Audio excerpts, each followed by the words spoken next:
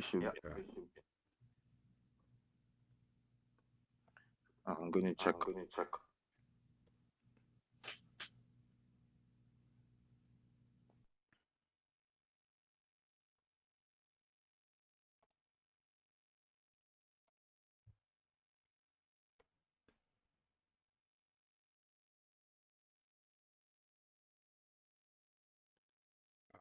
We have 5 people online. Okay, the number is growing.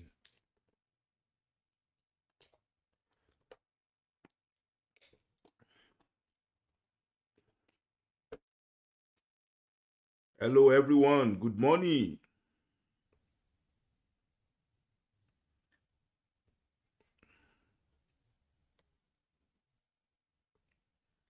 Yeah, we're just waiting for more people, then we'll start. Thank you. Good morning. Merry Christmas. Okay, in areas, and Happy New Year in advance. Thank you for joining us this Saturday. So once we have more people, give a couple of more minutes, then we start. The good thing is that it's recorded, so people that will join us later can go and watch it and rewatch it.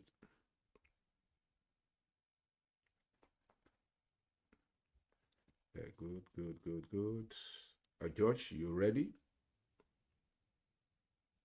So you are muted, yeah. Yeah, we'll just wait for couple of more minutes, maybe 2 more minutes, then we can start.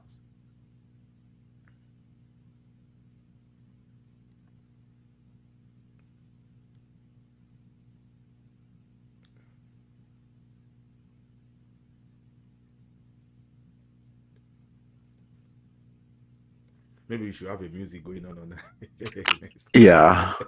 So yeah, the waiting could take forever. Yeah. Yeah, they haven't really introduced that. Oh, they've not. So they are listening.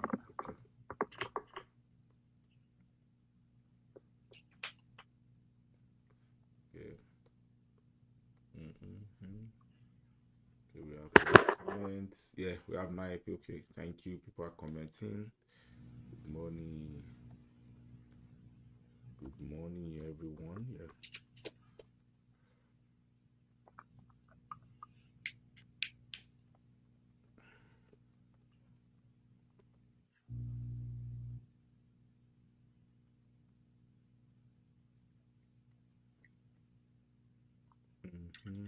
Okay. Yeah. Again, good morning, everyone. We just have 1 more minute. Wait 5 minutes. So we have 1 more minute, then we can start.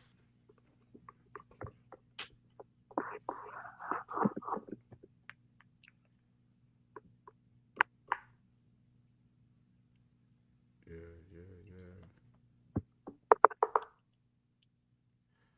Okay.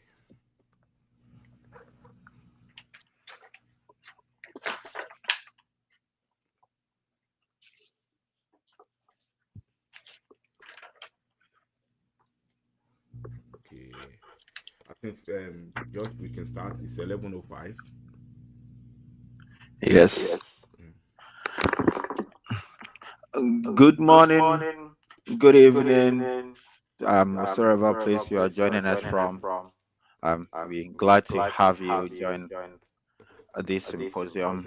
It's already our 1 year anniversary since Dr. Ibikunle got the vision to create this platform to be able to reach the global impact. And so, throughout the course of the year, there are a number of sessions that we've had, and we know that you've been able to join us through. Oh yeah, I don't know why. My microphone is echoing. Yeah.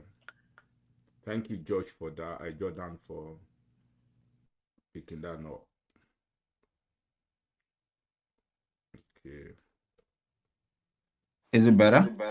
No, still echoing. From my hand is better, actually. You're not echoing here. Oh, I see. Yeah, from my hand.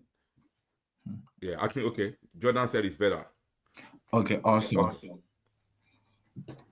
And so, as I was saying, throughout the course of the year, You've been able to join us on this journey of becoming marketplace kings and priests. And so, to wrap up our first anniversary, Dr. Ibikunle, can hear the echo still. Would you want to mute your mic, Dr. Ibikunle? Let me see. Okay. Can you hear me? Oh, yeah, perfect. So, what's that? So thank you for the feedback. We really appreciate that. And sorry for the technical challenges. And so, as I was saying, you've been able to join us. You've been able to join us throughout our journey on creating marketplace kings and priests. And this is our first anniversary symposium. And to kick us start that now, we will invite Dr. Ibikunle. He needs no introduction. He is the convener or the founder of Marketplace Kings and Priests. He is an entrepreneur by its own right. He is also a professional engineer. And today he's going to walk us through how to transform your professional expertise into entrepreneurial success. Because the thing really is that it's one thing to be a professional, but ultimately where we want to be is to be able to work for ourselves, to be able to become our own bosses. Somebody might probably be on this platform and say that I don't have it in me to be an entrepreneur. Dr. Ibikunle is going to share his own personal experience on how he was able to transform his personal expertise into becoming a founder of his own business. So without much ado, we invite Dr. Benga Ibikunle on the stage. Thank you, Josh, and I really appreciate Josh. And before we go, I want to use the opportunity to thank all our family. I call everybody family members wherever you're joining us from. Some of you have been with us for the last 1 year, just like Play. We started December last year, and here we are. Thank you so much. And I want to thank my team, Josh being one of them, Maya Okun. I can go on and on. We have a committee of people working behind the scenes. Maya Okun is in Dubai now, and she's pressing buttons and everywhere. Thank you, every one of you, and thank you for your feedback. From the members all along. I'm really, really grateful, and thank you so much. Now, today, I was thinking about how should we wrap up the year, and looking at my experience this year, and I was invited to a church to speak on this topic. And after the whole stuff, I realized because of their time constraint, I couldn't do justice to it. So my wife now said, "Oh, I know you are thinking about end of the year topic for MKAP. This is something you can expand." So, and that's it. I expanded on it. So when I was putting this thing together, my goal today is actually to spur somebody to action. My goal today is actually to get somebody thinking. I might not give you more because I will try and share some personal experience as we go along, but my real goal today is to actually to get you thinking, to sit down as you plan for new year. I remember this time last year, we were doing strategy to be successful in 2024. The 2024 has gone now. You can see, watch that presentation, very loaded, very, very loaded. So you can, and the lessons taught there, the lessons are applicable irrespective of the time. So you are here, you're looking at your life, you're looking at the number, you're looking at your goal, you are 1 year older, you're looking at yourself, am I hitting my goal? Where do I want to be? So this is one of the things to get you thinking of alternative options that are out there. So and I know most people we have on this throughout the year, we've been speaking about how to be best at what you are doing, your professional success, and being career planning and all those things. We've done all those things through the year. But I have come to realize that being the top-notch professional it should be a mean to an end. It should not be an end in itself. So please, as we go along, as we normally do, if you have any question, please feel free to ask me. Drop it in the comment section. We will pick it up. So the idea is after the whole presentation, we take questions. So I don't have too much light, so we will be fine. So if we could go to the next slide. So I love to do this, quickly talk about MKAP. MKAP, the full meaning is Marketplace King and Priest Global Network. It's a Christian faith-based organization, but everyone is welcome. I see people from different beliefs here. We are dedicated to empowering men and women to thrive in their career, businesses, and vocations. And we do this by equipping people with the skills, resources to become effective marketplace leaders. We've done that. We bring people and here and there. So we achieve this by hosting virtual seminar every other month. So I don't know how the next year will be. We've not finalized that, but we see Zoom is the same. Next slide, Josh. So, and like I always encourage people, please join our team or follow us on Facebook, all the social media, and do LinkedIn, Instagram, Twitter, or whatever. Okay, S or whatever. So join us there and follow us. And also, if you want to join our team, volunteer, please send an email to the email you are seeing on this thing. We're actually in the process of creating a new working committee. So if you are led to be part of us, please let me know. Okay, next slide, please. Now let's get down to business. And I want you guys to take a pen and paper. Please take a pen and paper. I want you to do something as you take your pen and paper. I want you to know something, that no matter your level of performance or skill set, your employers will not pay you more than what the market dictates. No matter what, it doesn't matter what you bring to the table. If you are a senior data analyst, they can't pay you, no matter how. If everything, the sources of the company is on your shoulder, they can't pay you more than what the market dictates for that role. Just get that one straight. So know that. And I've always said this here, that the reason why your employer is still keeping you may be because they've not found a cheaper way to get the work done. It's all about capital. It's all about bottom line. It's all about profit. And every employee should have that at the back of their mind, that you are just like a pawn on the chessboard of your employer. And no matter how, they might have good culture, they love you, they talk, they say the leader say all the good things in the world. That's right, fine. But know that you are just like another pawn. One of my mentors will say, we all work for accountants. It's all about numbers. If the number is not making sense, they lay people off. So just get that. People can psych you up, fine, but always know that you are just like another pawn. You are just like a mean to an end for the employer. We wish that is reality. Don't get me wrong. Now, I want you to, in North America, Canada to be precise, the average yearly pay rise is about 1.5%. That's it. About 1.5%. That's the average yearly pay rise. Now, for the purpose of our conversation today, we are going to assume it's 2%. Now, we're going to assume it's 2%. Okay. I want you to do something. How much are you earning today? Write it down. Whatever you are earning today, write it down.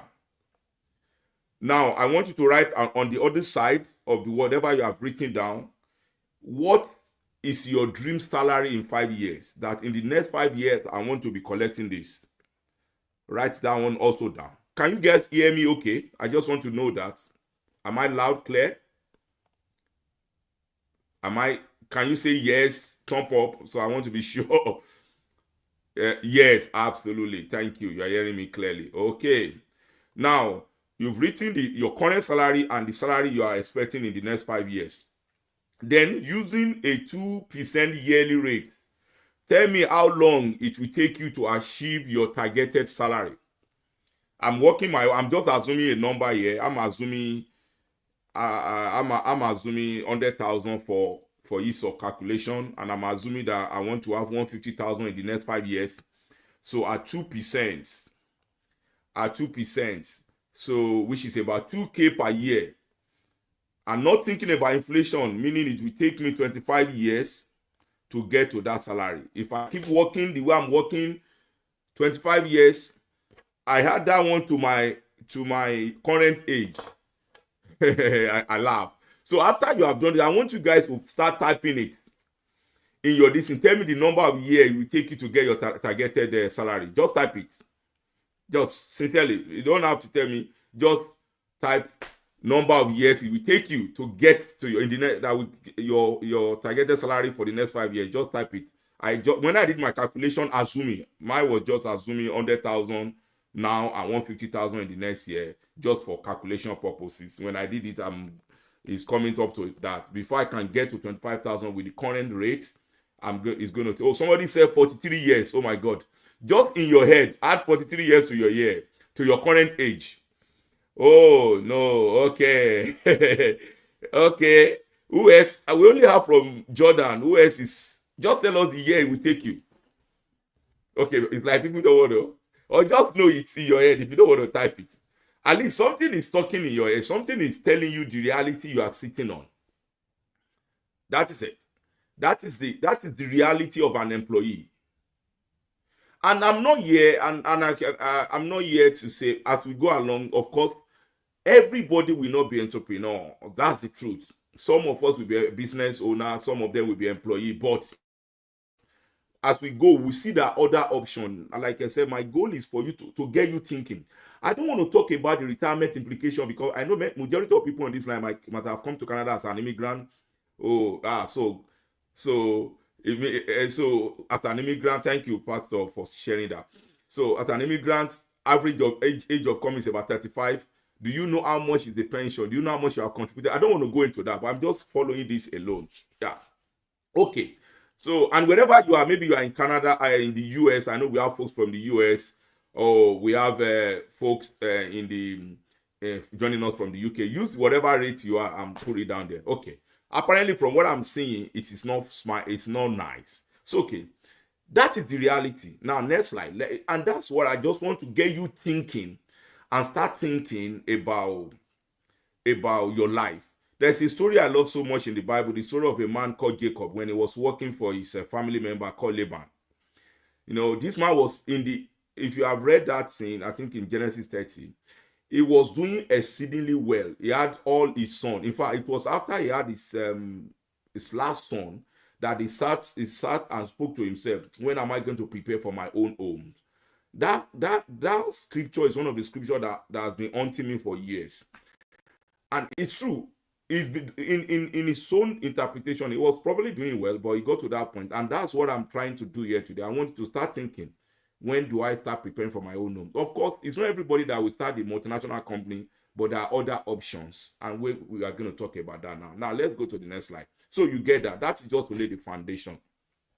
Now, you know, data don't lie. People do. You know, Aldous Huxley said something. He said that men do not learn very much from the lessons of history is the most important of all the lessons that history has to teach. And it's so funny now that men do not learn very much from the lessons of history is the most important of all the lessons that history has to teach. So that's the truth. Data don't lie. The data is there. I have done my research and I've done it. I've checked it. I don't know about you, the kind of financial freedom many people are clamoring for, looking for, you can only find somebody that has achieved that based on salary. Somebody says salary is what your employer pay you so that you can forget your goals, your dreams. So data is there. Check the world over. The mover and shakers of our world, people that are financially free, people that they can see their plan coming to fruition. It's not based on salary. It's not based on that thing you collect bi-weekly or every month. It's not. Data don't lie. It's there. Now, having understood this, what do you do? And you don't want to be part of history. You don't want to be part of people that would start checking and say, yes, he was part of the people that supported the fact that salary will take you nowhere. And you know, and again, and I want to say, this is this, what I was saying to them might not be for everybody, but people that really have a high standard for themselves, for their family, for their generation or unborn, then this might be very important for you. But everybody has their life goals. Some people is fine. I just want to work when I reach 65, have my budget, my pension, go downsize, go to move from where I'm living to 1 bedroom with my family, empty nester. Yeah, if that's your goal, fine. That's okay. But if that's not your goal, if you still want to maintain the life you are living now, have impact. Some people have some of the philanthropy is we're seeing people that are going to they do a lot of giving and everything. These people, they've worked well to be able to do that. If you have a goal of imparting your life even in your old age, this might be very important for you. Now, next slide, so that by now, yeah, I'm just wetting the ground. Okay, next slide, please. Let's go. This is what I want to do. Like I said, I want to kind of say some things that many of you know here. I also let you. I took my time to do historical analysis, socio economic landscape of the world from history of men, and I tried to see how did we get here, where did we come from, what and I found some fascinating things that I'm going to be sharing with us today. Now, before I delve into that, many of us will remember, some of us that did economics, maybe O-level economics or advanced economics, there's something we call factor of productions. It used to be 3: land, labor, capital. But recently, entrepreneurship was added to it, which is very, very important. So in economics, the 4 factors of production, which we also call input of production, are the resources used to create goods, services. That is it. We have land, we have labor, we have capital, we have entrepreneurship. Land refers to all natural resources such as minerals, forests, and water. Labor refers to the effort and skill of people who work to produce goods and services. Then we have capital. Capital refers to the tools, machinery, and other physical assets used to produce goods and services. Then we have the last one, which is going to be the crux of our matter today, is that's entrepreneurs now combine the other factors of production, which is land, labor, and capital, to make a profit. They identify opportunities, organize resources, and bring new products or services to the market. That is what entrepreneurs do. And the truth of the matter is that you can either be doing this for yourself or be doing it for somebody. That is the truth. Now, the law of increase of production now depends on land, labor, and capital. Those 3 things.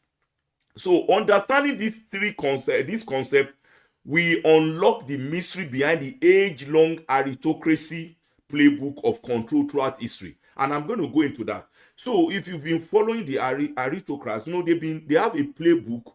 And what I've found in my research is that the playbook has not changed. They use the same playbook year in, year out. So we are going to go through, and this playbook is based on land, labor, capital, and all these parts of productions.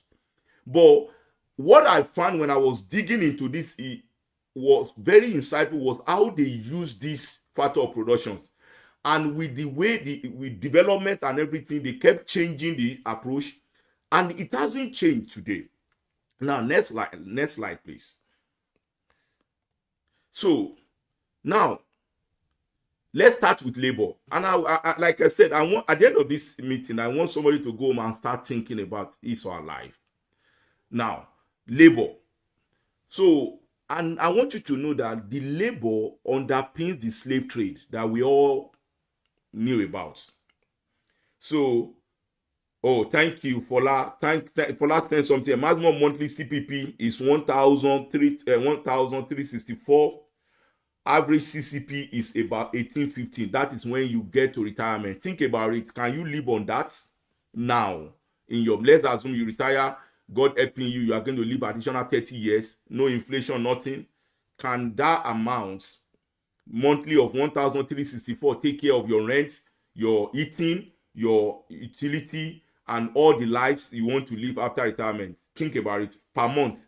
Even, I'm very sure that is not even enough per week for somebody. That was by the way. Now, let me go back to, let's talk about the factor of production, which is labor. I want to bring you back to the history.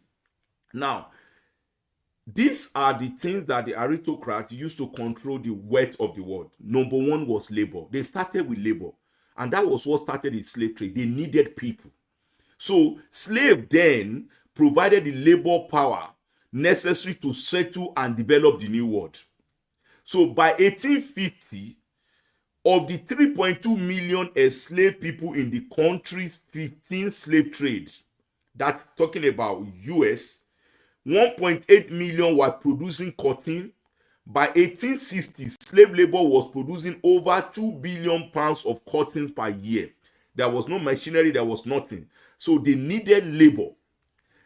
So what did they have? What did they do? They went into Atlantic, they went to Africa, they went to everywhere getting slaves. We know this story. Many of us we resonate with that. Between the early 1500 and the early 1800, the slave trade became one of Europe's largest and most profitable industry. It was part of that. Profits from the slave trade were said to run as high as 300%. That was crazy. That was it. Controlling that labor, that's what the powerful people, that was what they were using. They were using labor. They needed the labor, whatever it takes, they were going for that. And I want my audience listening to me today, don't be fooled. Don't be fooled at all. Why the European moral support was a factor for abolishing slave trade, don't be fooled. It was the Industrial Revolution that made it possible. You know, we have a lot of people, moralists, that say no. I know, thank God for Christians then, but the sources, the reason why they were able to end slave trade was because of Industrial Revolution. We could get the work done using machine. It made them people, and that's why it took people that are controlling the world. They just latch onto that, and so that they can look good to people. Now let's go to that's labor. That was historically, labor was the only thing controlling the factor of production. Everything was more about that. Of course, labor working on this. Now the next one is feudalism. Feudalism is also known as what we call landlordism. Permit me. So feudalism was a system of control. And what does it do? When these aristocrats, when they start saying that we are having issue with labor, now they start doing, okay, the slaves have been free, released to the economy, released to the society. What are they going to do? The people, their owners, start saying, okay, you are not going to work on my land as a slave. Now I'm the owner of the land. What I'm going to do is that I'm going to kind of loan the land to you, and I'm going to be collecting percentage of the produce of the land because I am the landowner. That is feudalism. So it was a system of control that empowered the aristocrats. Then these were the kings, the princes, the barons, and the lord. If you go to UK, I used to live in England, you see a lot of baron of this, baron of that, or lord. That is it. Those were the landowners. By then, your wealth is measured by land, and that was what King of England or the colonial master were doing. They were going everywhere, acquiring land, crossing the Atlantic to acquire land, because land was becoming the symbol of wealth. And what they will do is that once they have the land, they will give it to peasants or people. We call them serfs. You might have come across the word like what we call serfdom. So those people were forced to live on their land and give them homage and share of their produce. This was necessary for self-survival and military protection. So they offer the free slave. Now you can work on my land. You are free, provided you work on my land. I will provide you military protection, but 50% of what you work. Many of you, I love to watch historical movies, true life story. I love it, and I love anything slave trade, or I love watching. I just watch Sheet 888 now. I love things like that. So the serfs now having nowhere to go, because don't forget that these were slaves brought from everywhere.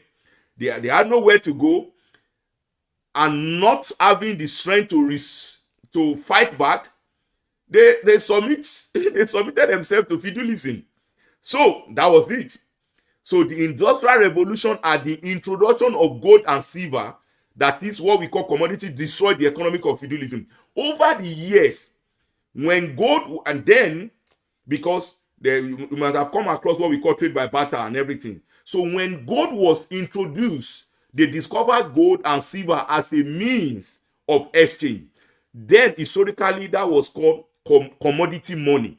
When commodity money came in form of gold and silver, then the economics of feudalism started winning down. It was now, people now were going for gold. I want you to follow my line of thought and please pay attention. So gold came, silver came, then we now have commodity money. So because of that, people can now, and you will see how things transition. Now, can I go to the next slide, please? Because of this, because of the introduction of capital money, which is the third factor of production, introduction of that, then people tend to shift away from feudalism. And industrial revolution also play a part when people now could go to the city to go and work. So all the serfs, all the people working the land, they started going to the city to work as a blacksmith, because they needed to mine gold, they needed to mine silver. Blacksmith was very common then.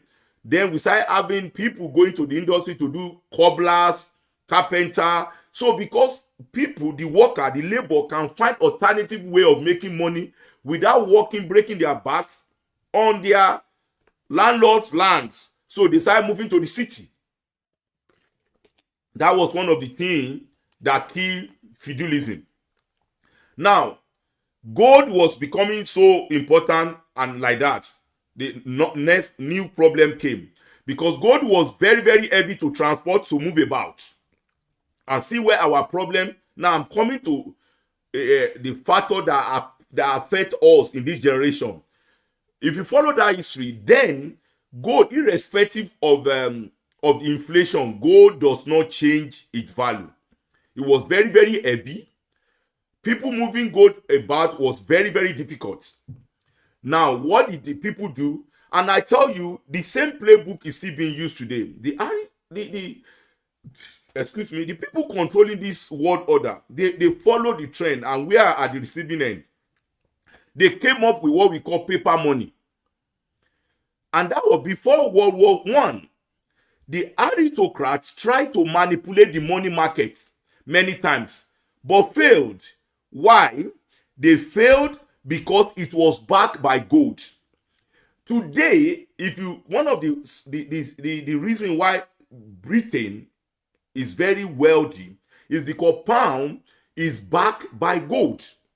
Somebody can argue that the gold came from Ghana, came from their other. Yes, you can argue that. That's not for another conversation for today. But that was it. So gold has a fixed quantity and it's difficult to mine. So you can't do anything about that. The money was so strong. Then, however, these aristocrats succeeded after World War I. So what did they do? The elite could smash through the gold standard, that is the commodity money. And they created what we call fractional reserve banking system, which is paper money. And how did they introduce that? They introduced that by saying, you know what? Let's create some banking system. You take your gold here, I will measure your gold and give you a bill that tells that, look, Mr. A has a gold worth 10 kg, and this is the value.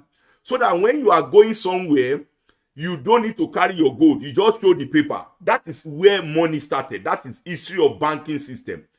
But it's called fractional reserve banking system. And the definition is this. Fractional reserve banking system is a system where banks only keep a fraction of their depositors' funds in reserve as cash. The remaining funds are used to make loans or investment. That is what we do. Now, this system allows banks to create money through the lending process, as the deposited fund can be lent out multiple times. I sat down, I went through business school recently, try to understand the business one, and my eyes were open to so many things in the business world. You know, and one of the things, currently, most of you that are in Canada, you can see one of the reasons why we're having an economic problem now was the fact that Trudeau government or Liberal government were printing money. And that what happened with fractional banking system. Some people can just print money and load it into the economy because it's paper money. When it was commodity money, gold, you cannot just go and mine gold. It's not possible. So the economy was more stable. I'm not a banker, and I stand to be corrected. But now, because we use a form of paper money, it can be manipulated. So you take, every time you go to the bank, they have a loan to give to you if you meet their requirement. They create loan. You just get, you've been approved for 100,000. All you see in your bank is 100,000. Have you asked yourself, where is this 100,000 coming from? It's coming from thin air. The real money are the deposits in the bank, which they are loaning, and they are making so much money. They are just creating this thing. But that is the system we have, right?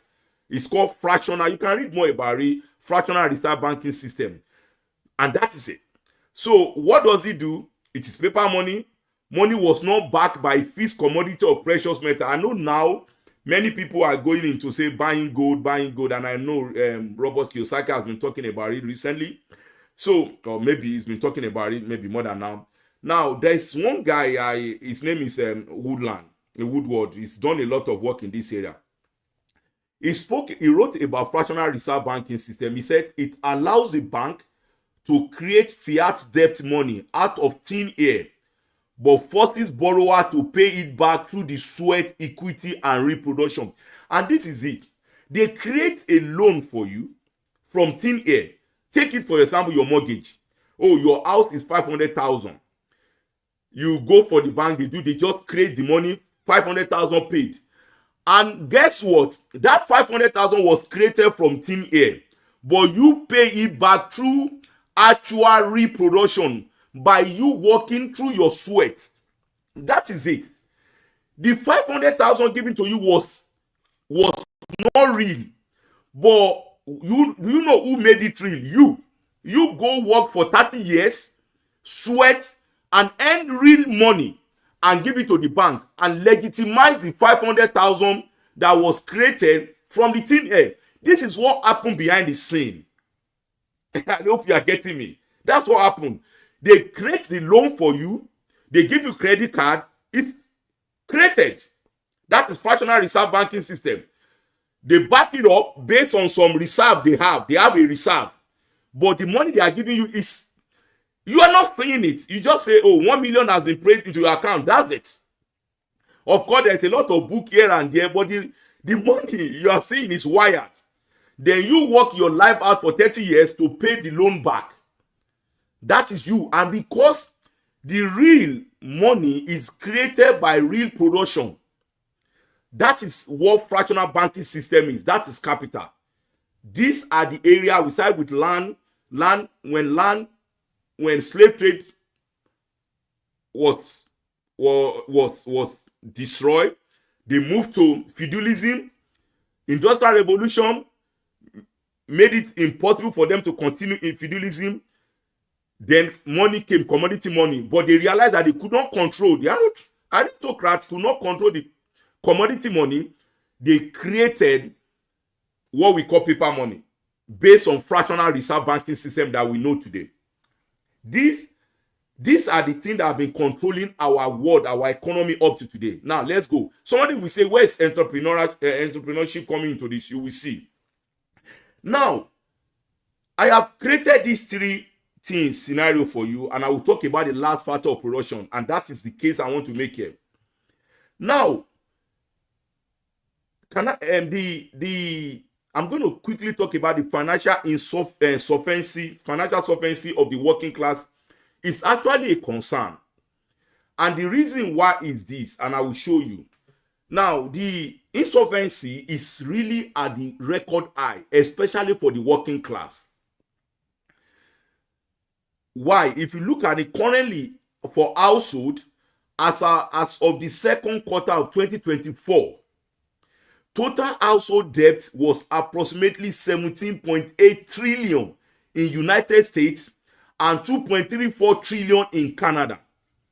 That is as at the second quarter of 2024. You can check the factor today. Let's look at the government debt. As of September 2024, the US government debt is about 34.3 trillion, while Canada's government debt is estimated to be 3. Oh yeah, that's also in billions. Yes, if I'm not mistaken, yes, about 3. Yes, it's in billions. Yes, it's in billion, 3.7 billion or so. And if you follow Canada government recently, their own spending level of 40 billion over, they went by 62. They went to 62 billion. You know what happened to Finland. We know what's going on in Canada. The government loan is crazy. Household loan is crazy, because all these are created from the fractional banking system. Now, let's look at the business. According to the Fred database, the total debt of non-financial corporate businesses in the US was 13.9 billion in quarter 2 of 2024. And as of March 2024, the total business debt you could see is one. Look at it in USD. Now we are talking all these things in USD. And I'm not considering inflation in all what I'm saying. Now I want you to ask yourself, household debt, government debt, and business debt. I'm going to ask you, who do you think will pay all this? That is the total business debt in Canada is 1,501 billion US. Now, who is going to pay? I'm asking you, who do you think will pay all this? Just put your comment here.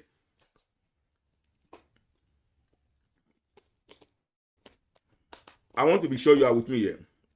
Who do you think? The big question, who pays for this debt?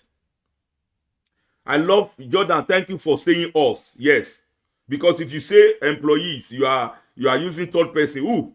Taxpayer. Okay, Paul said taxpayer. And who are the taxpayers? Working class. I love that, right? Working class. Trust me, the people that will pay this is what, and please don't bury your head in the sand. Watch the news, listen to the government. The debt, thank you. The debt of governments of Canada, US, all of it will be pushed back to the working class. And somebody will say, what about business? The same. If I'm in business, what do? I increase the cost of my unit cost of my products. You pay more for the product. Everybody in business is in business to make gain. When I do all my cost of production, everything, I increase the price. All of you can tell now that the cost of grocery has doubled. What is happening is that nobody, government will not pay it, business owner will not pay it, or everything, the taxpayer will pay it. Rent will go up. That is what happened. Now, you and I will pay it. And you will continue to, and this is why if you stay on working and all you are doing is that employee mentality, you cannot be financially free. The reason why I told this story is for you to realize that you cannot continue the path of solely employee and have financial freedom. Forget about it. You cannot have it. That was why I quoted the history, that in history it has not happened. It's not going to happen now. It is not going to happen now. They will slam you. We know we are talking about carbon tax. We're talking about everything. That is it. And you know the most annoying thing is that these taxes are taken before you get the remaining money. You live on the balance when they have taken their own and you pay your mortgage, you pay your everything after the tax has been taken because you are a working class. That is why I said our financial solvency is a concern if you continue like that. I just want, yeah, you pay, thank you, Olunuga, but you pay 2 tax, thank you. That's the truth. Now, next slide. Next slide. I know, having said that, you are angry, aggrieved, resentful, right? Do you feel like fighting the elite? No. You know, Buckminster Fuller said something which I will call, yeah, printing money is yeah, thank you, Fuller. It's eating tax. And when you talk about, so a friend of mine moved out of Canada, he told me that if you sit down and calculate your tax, we are actually paying up to 75% tax in Canada. You are actually paying up to 75% of your income in tax, whether the one that is taken as your payee or every other things. Sit down, and I sat down and I said, wow, that is true. You are to live on the remaining 25 and pay the mortgage, which is created from thin air, from your sweat. Now, this is the point. Having understood this, you never change things by fighting the existing reality. To change something, you need to build a new model that makes the existing one obsolete or irrelevant. And this is where I'm going. And the story I told you, that is what the elites have been doing. They just create a new system to make the existing one obsolete. If they do this, why can't you do the same? You don't need to fight. You don't need to stop paying your tax. You need to say, okay, can I create a system that can reduce the impact of this menace in my life and my children going forward? And that's why I love what Jesus said in Matthew 9, verse 17. He said, neither do people pour new wine into old wineskin. If they do, the skin will burst, the wine will run out, and the wine skin will be ruined. No, they pour new wine into new wineskin, and both are preserved. And that's what I want you to do. You can't be doing the same thing and expect a different result.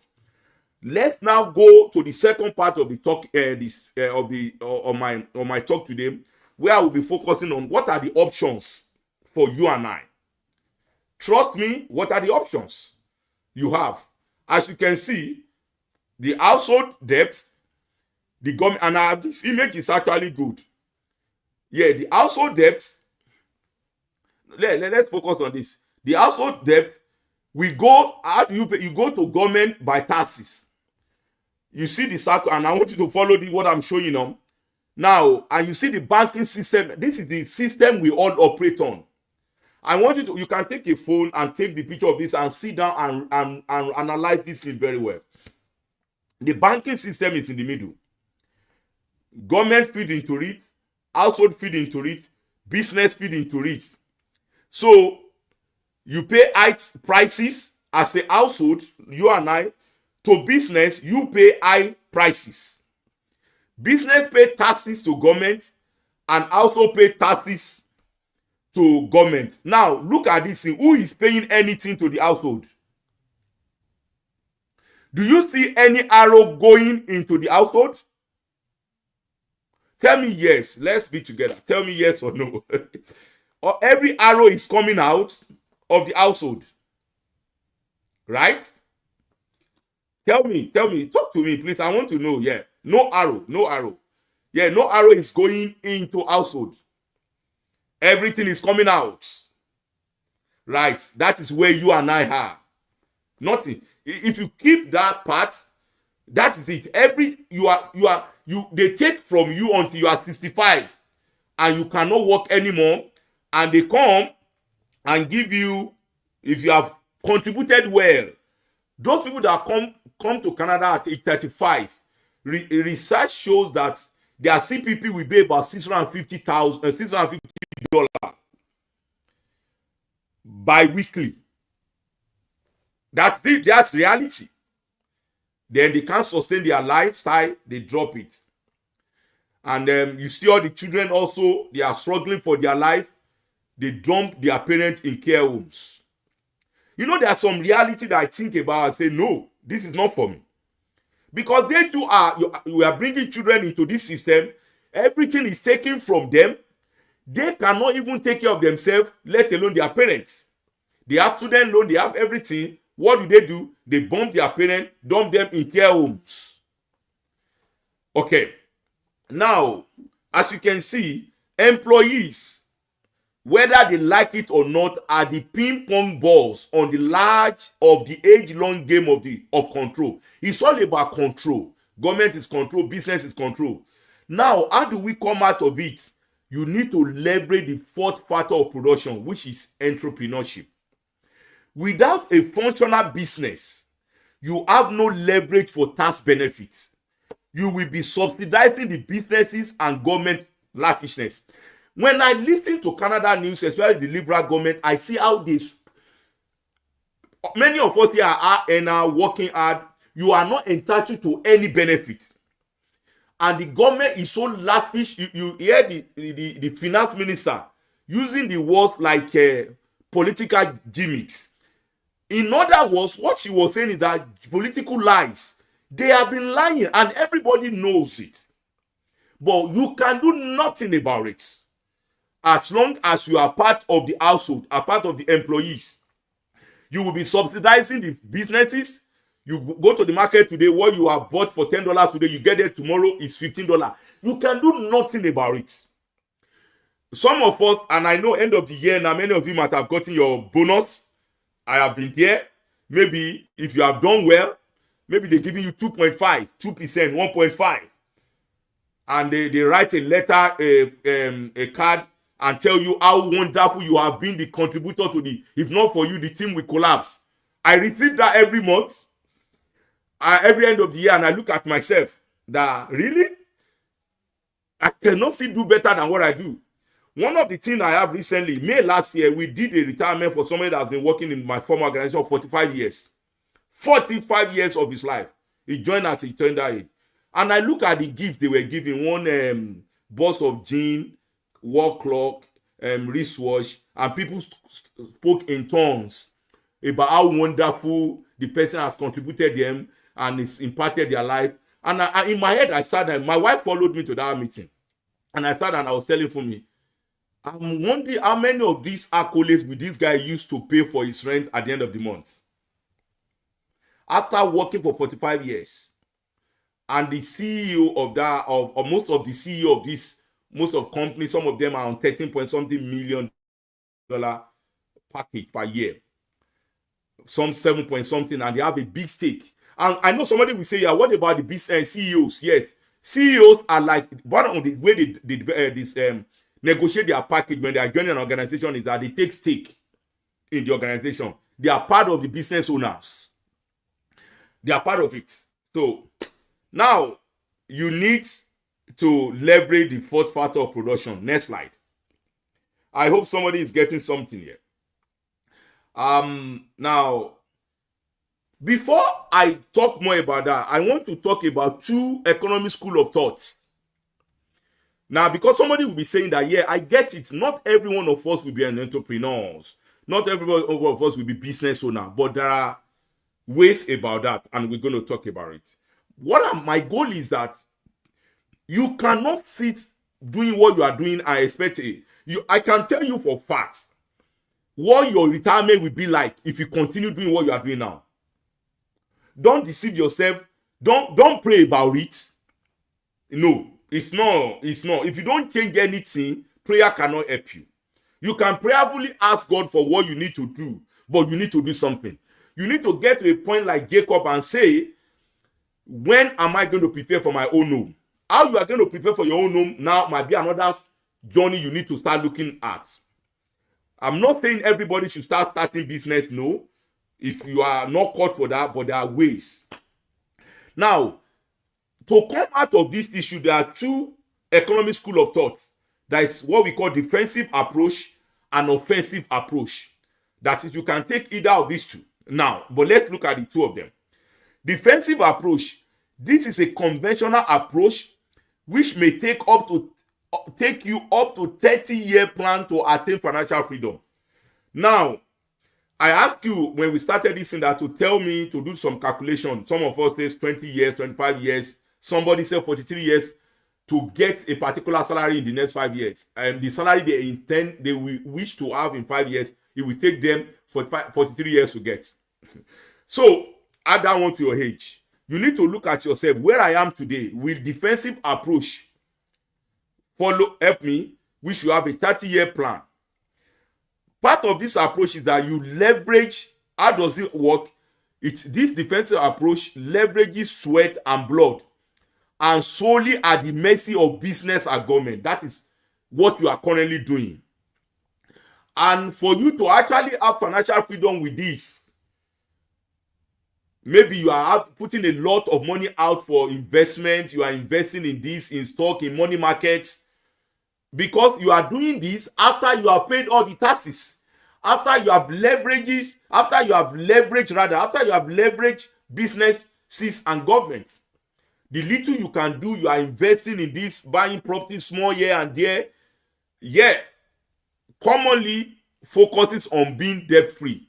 And the goal of defensive approach, the best it will give you is to be debt-free at the end of the plan. It does not give you financial freedom per se.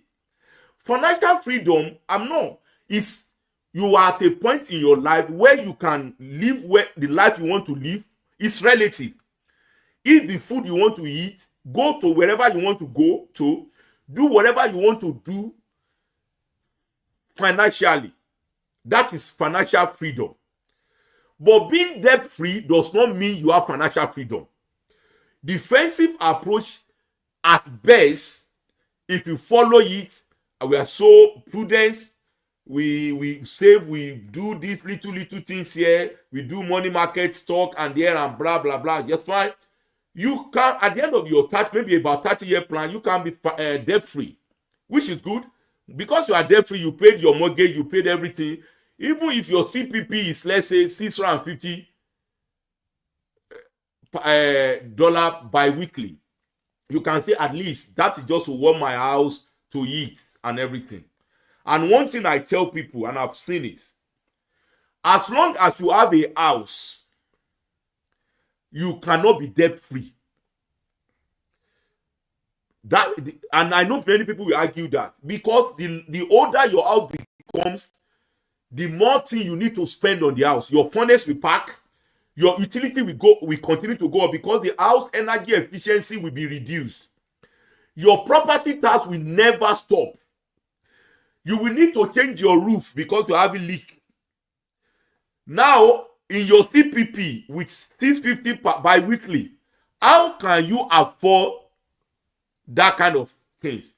So, being defensive in your financial goal might not cut it, because that is why you see people in their old age, they remortgage their house. They go to the bank and pay this month, refinance the money house, and so that they can meet their financial obligation at that time. So targeting, I just want to be debt free, which is good. Everybody is doing that. I'm doing that. Might not help you at the long run. Now let's go to the other one, which is offensive approach. This is entrepreneurial centric approach. It generally takes a 2 to 5 year plan. It makes minimizing expenses and maximizing investment easier. One of the benefits of it is that you can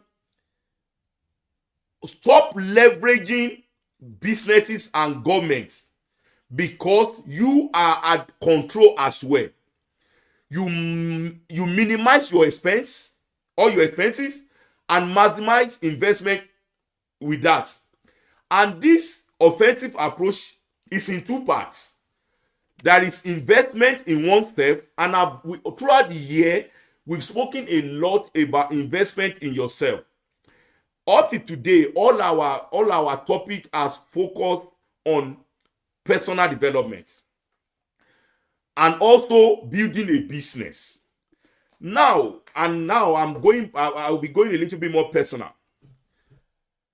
Investment in oneself also involve what you do while you are an employee. I spoke about the life of Joseph. Joseph was an employee. I mean, Jacob, rather, was an employee in Laban's house. Yes, everybody get to that, but he was acquiring. If you read that in Genesis, he got to a point he was acquiring a lot of things, and that's what people call entrepreneurs. And my goal is for you here today to start thinking in that light while you are on your employment. Start thinking about your life, how you're going to gather all the knowledge you can gather so that you can take the second part of the offensive approach, which is building a business asset. And I call it business asset, which could be directly or indirectly. Now, George D. Rockefeller says something, and I quote, he said, I would rather earn 1% of 100 people's effort than 100% of my own effort. And you know John Rock, you know this guy, excuse me, and for him to say this, that is one of his principles. Very wealthy man. His wealth is still existing today to generation yet unborn. And his secret is that work to earn 1% of 100 people than 100% of your effort. Next slide. I need to be running now. Yeah. Now, I know many of you might have come across Robert Kiyosaki. He's done a lot of work about Rich Dad, Poor Dad, Cash Flow Quadrant, and other. Please, if you have not read those books, go and read them. Now, he gave us 4 quadrants. He called it Cash Flow Quadrant. There's employee quadrant. There is a self-employed quadrant. There's an investor, and there's business owner. Please go and read this book. It will do justice to this thing I'm talking about. Many of us are currently at the employee quadrant. Start thinking on how you can move to the next quadrant. The best quadrant to be is business owner. Like I said, read the book. It will give you more insight. I have so many books, publication on this. But like I said, my goal today is to get you angry with yourself and do something.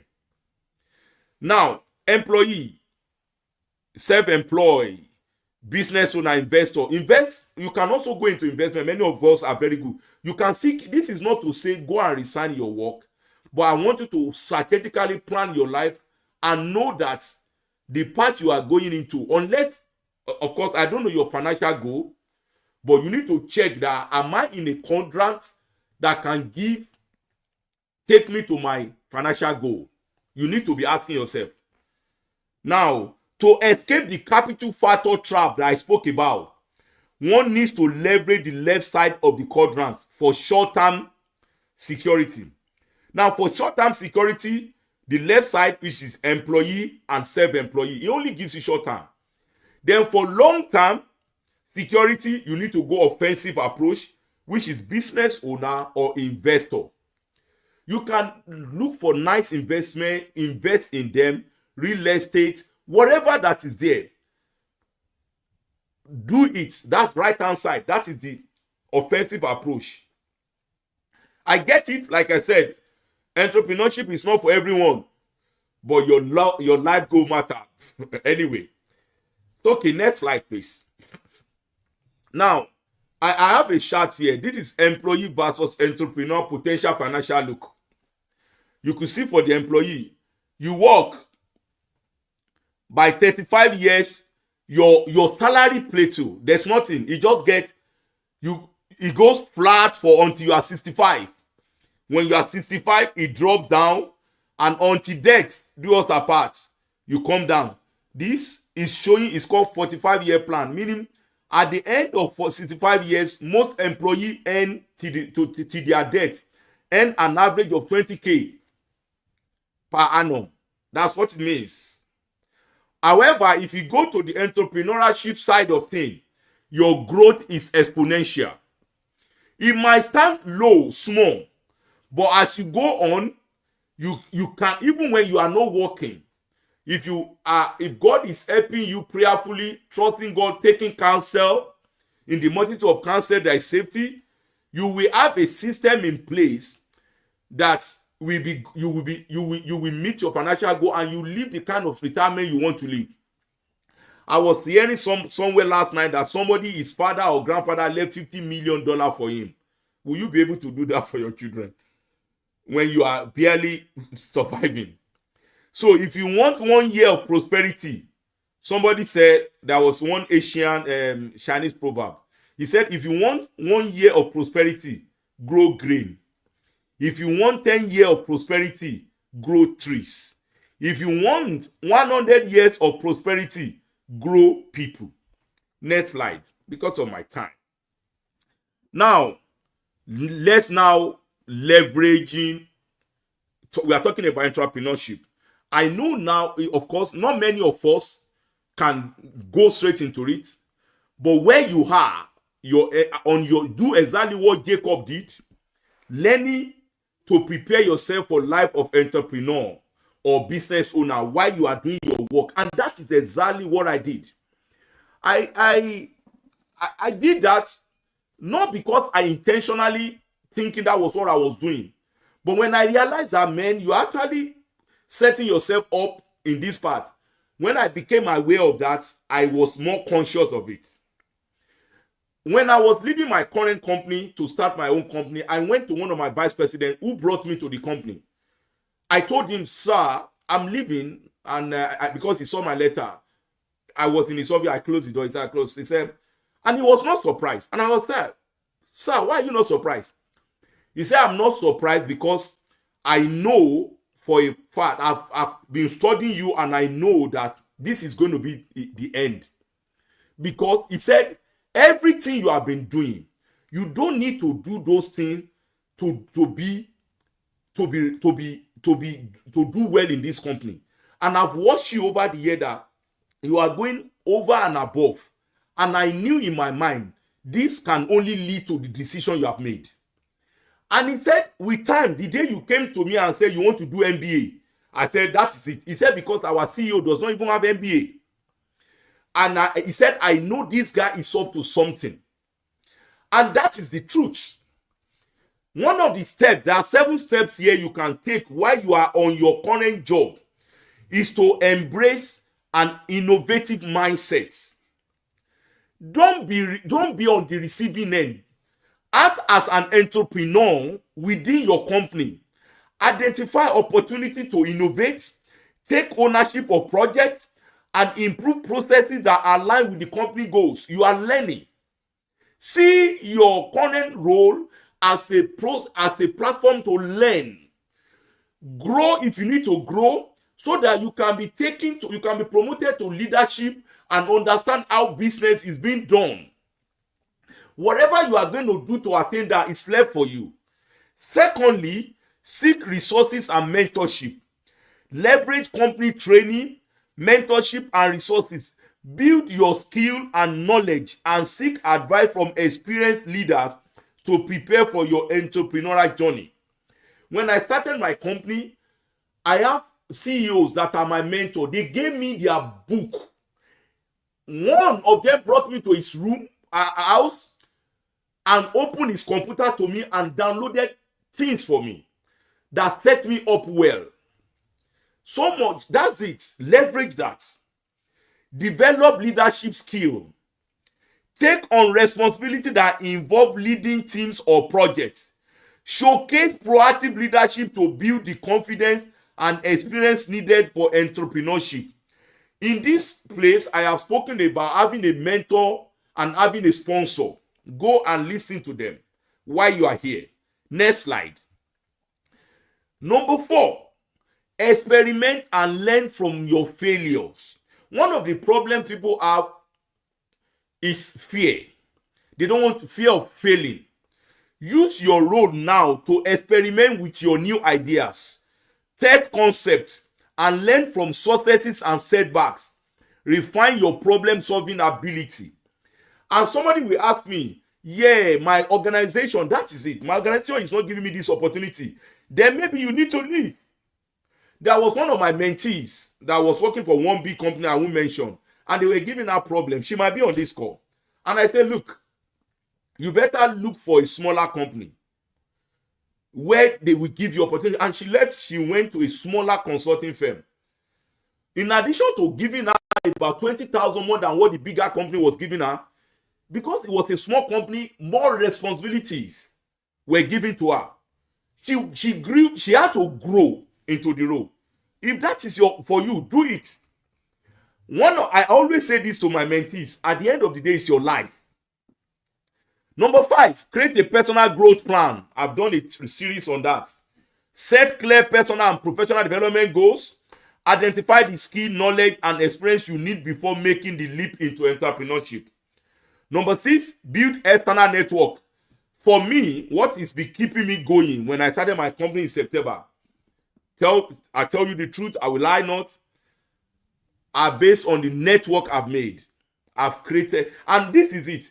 I go to conferences everywhere. In my company, my former company, we're encouraged to go to company conferences, but it takes a lot of work. You write paper, you submit abstract. I was doing it. Last year, my 10 of my abstracts were accepted for presentation across everywhere in the North America. It takes a lot of work to write paper for this thing, but I was building network. I went in November, when I started my company on October, I went to a conference in Ontario. So I was speaking to somebody. I've started one of the companies. I've started my company. If you need a consulting engineer that can work. Oh, he said, Olubenga. I said, yeah. He said, I know you very well. Oh, I said, and he was telling me that you were on a call on a project with a client, a bigger client in BC. And I love your attention to detail and everything. He said, no problem. You exchange card. We after that call, we signed up MSA. My company signed up MSA with that company. It's a multinational company. That yes, anytime we need engineering design work, we'll be giving it to you. Yesterday, I still send them my level of effort. That is network. And that network might be based on how you are performing on the work they are giving you. This connection will provide insight from everybody you meet along the line. Be nice, do your best. You never know when you are going to need them. Then number 7, test the water. You need to test the water. You see, if there is no issue of conflict of interest, if you work in an organization where there's no issue of conflict of interest, which was the case for me, you can start with doing independent consultant for some people or do freelancing. But if the conflict of interest, you might change your job to a company that I know most government don't care if you do some side gig, but especially if you want to be doing the same line of business. Next slide, please. Oh my God, now I would like to talk about biblical stance on this, but before, let me go to my conclusion because of my time. Let's go. Yeah, that's a lot. Let's go to my slide, my second to the last. Yeah, because of our time. Yeah. Yeah. Let's go. No, not that one. Sorry. Yes. I just want to tell you this. Ideas, if they remain in your head, are just seed, nothing more. During the phase when I was really having cold feet about setting out, one of the words that was ministered to me through the scripture was John 12:24, and I will read it for you in TPT, and that was Jesus speaking. He said, the Bible says, let me make this clear. A single grain of wheat will never be more than a single grain of wheat unless it drops into the ground and dies, because then it sprouts and produces a great harvest of wheat, or because one grain died. If you don't take anything out of here, whatever idea you've been having, if you don't eat that frog and let that idea fall to the ground and take the leap of faith, that idea will remain in your head and probably die with you. But let it go. That is the conclusion I wanted to have today. And I wanted to talk more about, quickly, maybe I'm going to spend the next 5 minutes to talk quickly on biblical concept on this. Yeah, Josh, if you go to, then we go to back to where we are. Now, no, yes, no, I won't talk. Okay. Now, what is the biblical stance on entrepreneurship? I saw the life of Abraham, Isaac, Jacob, Peter, and Paul. Will you say these men were employees or businessmen? Your answer, you can tell. These were people we read about, the people that represented God. They were men of God. They were businessmen. In fact, history told us Jesus, before he started his earthly ministry, was into business. Now, and I've spoken about Jacob a lot during this. If you read Genesis 29 and 30, so you need to prepare for your own home. Let's go to the next slide. Now, and this understanding is, read a little bit about Jewish people. Historically, those people I mentioned to you, they were Jews. Read the modern day Jews. They follow the same. Now, let's go to next slide where I have that, the next one. Now, you see this story. Many of us know this story in 2 Kings 4:1-7. I can do a 2-hour teaching on this. No, when you look at that story very well, every time I've read this story, I realize that the problem of that woman was not what we think it was. It was like they had problem with the story was, many of you, the story was a widow had 2 sons. The husband was a prophet, died and was owing, and the creditor came to take the kids, the boys away. And this woman ran to the prophet and said, "Prophet, my husband, your servant was feared the Lord, but he died with debt." And that's the truth. Because you fear God, because you are a devoted Christian, does not mean you will not be in debt. Because financial freedom answers to principles. So I personally believe that, and the prophet told her, "What do you have in the house?" She said, "We have nothing except a jar of oil." And the prophet said, "Okay, go and borrow vessels. When you borrow vessels, lock the door behind you and be pouring the oil." And the Bible told us that the woman was pouring the oil into the jars. And when the jars finished, the oil ceased. And this woman went back to the prophet and said, "What should I do with this?" And that question struck me. And the prophet told her, "Go and sell them. When you sell them, pay your debt and live on the rest." That statement was loaded. Pay your debt and live on them, meaning live on trading, live on businesses rather than borrowing. Now, I personally believe that in the story, the major miracle was not the multiplication of the oil. That is every time I read it, it was not about the multiplication of the oil. It was the unlocking of business acumen or ability in the woman and her 2 sons. The miracle was not about the multiplication of oil. Because you could see that when the oil had been done, she didn't know what to do with it. The prophet had to tell her, "Go and sell." The reason, and I concluded, the reason this man and this woman were in financial problem, was because they lacked business-centric ability. Now, you need to realize that Elisha was not just a powerful prophet. He was influential. You know, when the woman came to the prophet and said, "Prophet Elisha, I'm having financial problem," you know, the prophet Elisha could have said, "You know what, I'm very influential.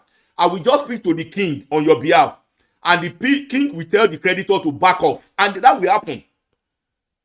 You remember the Shunammite woman in the same verse 13b of the same chapter, when the prophet was telling the woman that, "Do you want me to take your case to the king?" That was how influential the prophet was. So, prophet knew the problem of the woman was not just about debt, but the fact that the woman cannot do business. That's my understanding. That's the inspiration I got from that place. So that is it. Instead of the prophet addressing the foundation of the problem, that is the lack of ability to create wealth. The prophet realized that the problem of the woman was the lack of ability to create wealth. Not just because that was why, and that is what entrepreneurs do. They create wealth. So the problem of that woman in that story was not debt, it was the inability to create wealth. That was why the prophet told her, "Go borrow vessel." And do you know why? Why somebody that was in debt, everybody knows her in the neighborhood to be a debtor. and the prophet said, go and borrow vessel. You know what the prophet was doing for her? You know? Because when you have to borrow, you are going to sharpen your communication skill, your persuasion skill, and resourcefulness skill. Those are the skills you need as an entrepreneur. The prophet told her, shut the door. Business and personal development, that I translate that one to business and personal development, patent application and prototyping. That is when you are incubating, when you are developing the concept. You shut your door. Meaning, you shutting the door does not mean you don't have some people around you, but you close down on yourself and your network. And then the third thing, the third instruction the prophet gave her was go and sell, pay the debt, and live on the rest. And how do you do that? The prophet was telling her, you need to learn marketing, you need to learn financial management, and building sustainable business. 3 instructions were given to that widow. Go and borrow vessel, shut the door, go sell and pay your debt. Those are the skills you need as an entrepreneur. I'm giving you the biblical concept for that. And do you know one thing? Another way about borrowing vessel is this. When you borrow, that's what your employer do. Employers can say we have 2,000 employees. That translates to 2,000 borrowed vessels. As an employee, you are a borrowed vessel for your employer. Look at it. So, that is life. See the vessel in that story as the resources you need. You borrow a mentor, you borrow a sponsor, you borrow financial advisor, you borrow people to work with you. Borrow vessels. And the prophet told the woman, borrow not few. And I just hope that, at this point, I'm going to stop now, that you get the idea here of what we are saying right here. And in conclusion again, I know as I've been speaking, there is a lot of many ideas will be coming to you. As long as they remain in your head, they are just seed. And Jesus told us in John 12:24, let them fall to the ground and die. And use this opportunity to learn more. And I pray God will help you. That is it. I'm done. Thank you for listening. Question and answer. I know it was a lot of, we spent about 11 minutes to get a lot of people to come on stage. Next time, if you come early, maybe we start right on time. So we spent about 11 to 12 minutes to get a lot of people on the call. Yeah, so now please post your questions and let's spend the next 6 minutes to take some question and answer.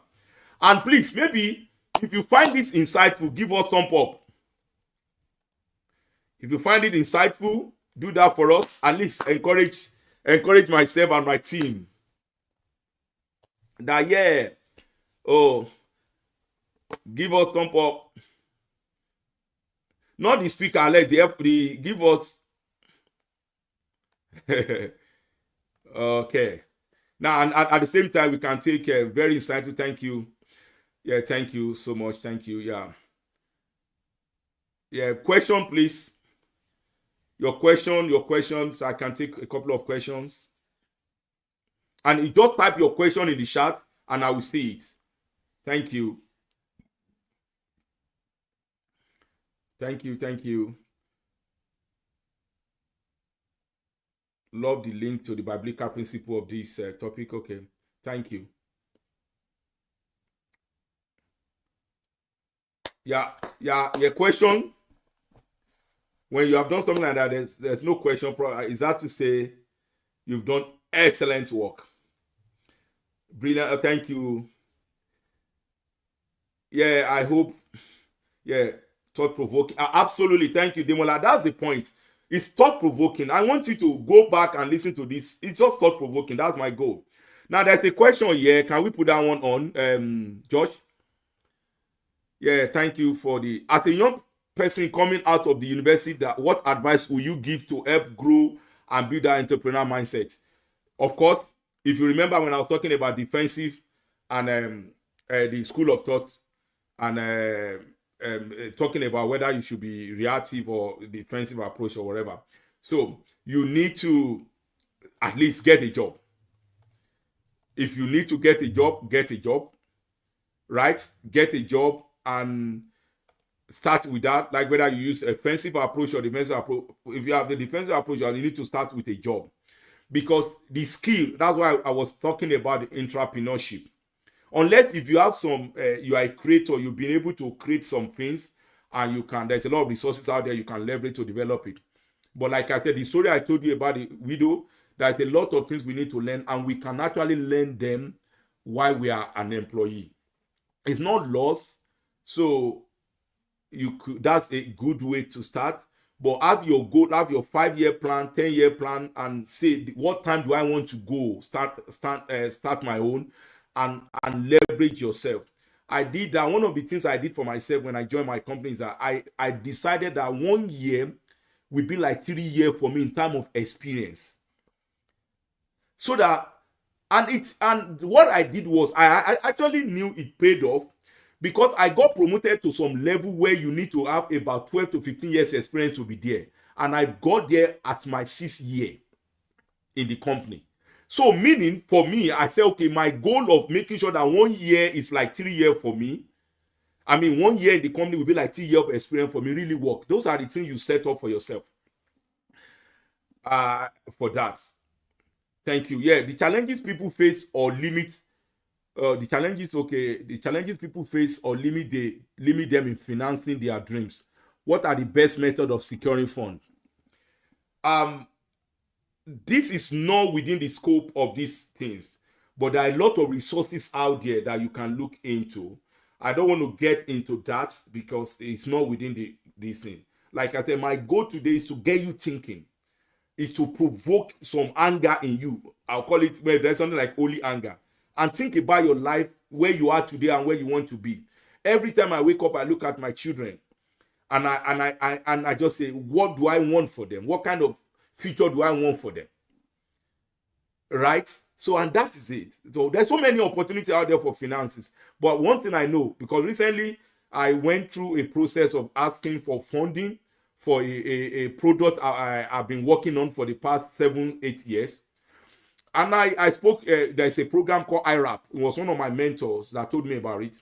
The first stage, and I went through it, and I got funding. They gave me about 75% of what I need as their practice to get the concept in a form that they told me that once we get, your idea makes sense, but the concept is just everywhere. They are going to give me we're going to spend about $12,000. Once I have the concept, they told me the next step, then the concept opened door for people to put in money. So there's a lot of things out there. There's a lot of funding on government, this thing to follow. Yeah, thank you for the presentation. Can you please comment on how to balance the family life with entrepreneurship? As mentioned, this seems to demand some time. Absolutely, I can tell you that. Yeah, I'm at a stage now that it's actually difficult. But one thing that you need to have a partner, or that's why God will help us. We need to have a supporting wife, supporting husband, because there's a stage, I have to be honest with you, that somebody needs to be doing a lot of mopping behind you, especially at the teaching stage. So, but it should not be a continuous thing. You need to, it's all about planning, time management, and everything. There's a lot of resources out there, to be honest. But initially, it might be tough, and depending on the kind of business you are going into. And I want to tell you that don't be greedy. If you go into consulting, leverage what we call independent consultants, so that you can get people to start working with you from day one. You don't need to say you are going for full-time employee. So that will take some work off you, because they are independent consultant. Even in the business development phase, you don't have to pay them, depending on the agreement you make with them. That okay, because they also are company. The hour they use to support you will be considered as part of their business development hours. Again, you need to have support. Your spouse will be a very good one. So, okay, thank you for the presentation. What will be your opinion of co-founding a business, especially within the engineering industry, at the require capital? I don't know about that. The engineering industry, depending on what you are going into, if you are going into consulting, For example, your computer, 2 monitor. When I started I bought a new nice computer. I bought 2 monitor. I bought good monitor. Keyboard and mouse, and that's me ready. I have my company ready to go. So, but if you are going into production, man, that's another business entirely. So, but again, if you have a good idea that's been vetted by the industry, there is a place of seed funding, that is a place of looking for venture capitalists to help you. There is a lot. This is just to get you thinking and start looking for information in that area. Maybe in the new year, we might look into doing that, bringing people that are experts in that place to talk about how to raise funding. And I know somebody in this, this is something I can bring Bola Tito to come and talk about. So at some point, okay. Yeah, another question, how do you build entrepreneurship? I've already spoken about that. I gave you 7 steps. For most people, that may be the best. For most people, that may be the best route to increase your value and also hedge against the swing of cash flow. That's correct. I've already spoken about 7 steps to take. You are right. Entrepreneurship actually help you. And one of the things entrepreneurship does for you is that you can actually tell that it can help you to fine-tune the model you are going to use for your when you launch. One of my mentor in this thing told me that he knew he cannot start on his own. His company is one of the fastest growing engineering firms now. He looked for somebody that is good with operations, and he was focusing on business development, and they are doing well. They're doing exceedingly well. So that's another. During the entrepreneurship, you will know your weakness and strength, and say, you know what, this I can't do this alone. I need to have partner. I need to have co-founder. And then what you do is that you find people that have the strength where you have weakness. And don't be greedy. Yeah, I would rather remember what Rockefeller said. I would rather make 1% of 100 people's effort than 100% from my efforts. That answer that. Jordan, in sense of selecting what entrepreneurial venture to pursue, in sense of current career versus past career, would you look at hospitality industry? It's up to you. There's a lot of if you go to this time last year, I did a series on a strategy for to set yourself up for success in 2024. I spoke about leveraging global trend. If you go to that video exactly a year ago, it's on YouTube. That will guide you how to do what we call internal analysis and external analysis for business. And I was talking about SWOT analysis, PES2 analysis, how to do feasibility analysis and all those things. You can gain, and there's a lot of resources there. That's going into that. That's outside of the scope today. Yeah, thank you. Next question, please. Next question. I know I'm rushing through this, yeah, because of our time. But you can write us. Our email is there. You can write us, and we can respond to this further. Yeah, any other question? Okay. I think we don't have any other question. And George, no other question? Okay. Now, okay. Could you bring our last slide that will join us, please? Please, I want you to do us a favor. No, the one before this. I want you to follow us on all our platform, and please do it so that when we have new events, anything coming up, we will be able to reach out to you. One of the hope for next year is to have physical events, as God will be helping us. Please join us, follow us, or join our team. And I appreciate, once again, I want to thank everyone that has joined us today. I really appreciate it, spending your time with us this morning, and I believe we've been able to impart you. Like I said, whatever you have taken out of this meeting today in your head is just like a seed. Let's follow what Jesus said. Except a corn, a seed gets to the ground and die, it remains by itself. So I don't want that. That's one of the things that really I look at it. Yes, we need to get to a point where we say, trust me, after you've done all, if I perish, I perish. I was reading about this Tesla guy. What's his name now? Why do I just forget his name? This Tesla guy, yeah. What's his name now? Yeah, Elon Musk. Thank you. You know, many people know Elon Musk for Tesla. No, his approach over the year has been building companies. It will build a company and will sell. It will build a company and will sell. Raise money, build company and sell. Build company. That's what he's been doing before he was able to raise enough capital to do what he's doing. So there's so many options. I just want you to go home as you plan for new 2025 and know that, and also it's the will of God for us also to be financially buoyant, to be financially free, to build businesses. He said we will lend to nations and will not borrow. And I say again, two things I'm going to leave you with. The reason you still have your current job with your employer may be because they've not found a cheaper way to get the work done. If they do today, it's all about number. I've been privileged to see some things. It's all about number. When they come end of the year, they tell you how good you are, how the team is on you. Without you, the team will be nowhere. Yeah, take it with a pinch of salt because they've not found a cheaper way to do the work. The day they do, they're going to let you go. And no matter how good you are, your employer will not pay you more than what the company and what the market dictates. Thank you so much. And I wish you happy new year and prosperous new year. And until we see again, I think our next event is going to be it will be in February. I will announce the date. We are bringing a guest speaker from New Zealand. We've not finalized that. We were supposed to bring him last year and this year, but February, we see that. Thank you so much, everyone. Have a lovely day. Thank you. Yeah, you could give us any your parting words. Yeah, your parting words. You could put it in. Yeah, thank you. That's all. Thank you so much. Enjoy the rest of your afternoon. Thank you, everyone that joined us. Thank you. We appreciate you. Thank you. And please, you can send this video link to people that you know this will benefit. Just do that and send to them. God bless you. Yeah, MKAP is 1 year today. I'm so excited.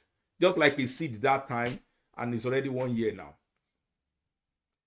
Thank you, everyone. So we're going to end the stream now. Have a lovely one. Bye.